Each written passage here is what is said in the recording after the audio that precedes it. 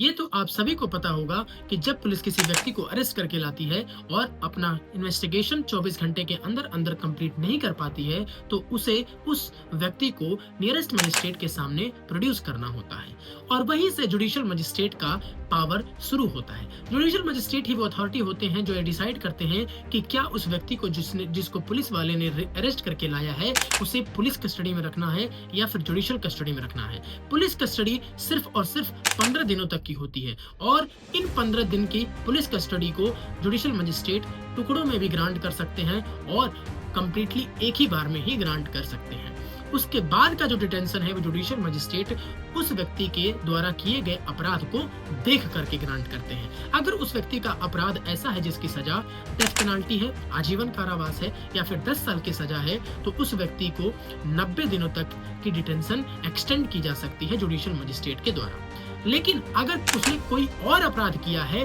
तो judicial magistrate उसकी detention को सिर्फ और सिर्फ 60 दिनों तक एक्सटेंड कर सकते हैं और इस 60 दिन में वो 15 दिन की पुलिस कस्टडी भी इंक्लूड हो।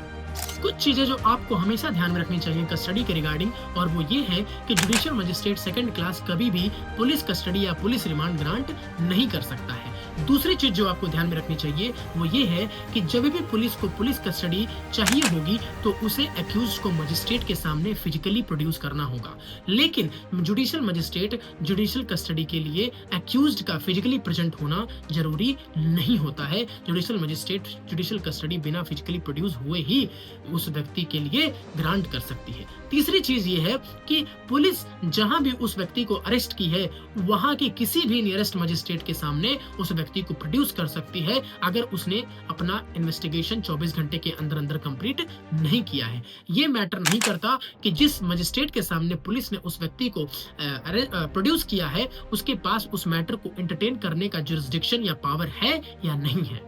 अगर उस एक्यूज्ड को मजिस्ट्रेट ने 60 दिन या 90 दिन की डिटेंशन ग्रांट की थी और इन 60 दिन या 90 दिन के अंदर अंदर इन्वेस्टिगेशन कंप्लीट नहीं होती, चार्जशीट फाइल नहीं होती, तो उस एक्यूज्ड या उस व्यक्ति के पास राइट टू बेल यानी कि डिफॉल्ट बेल का ऑप्शन आ जाता है, राइट आ जाता है।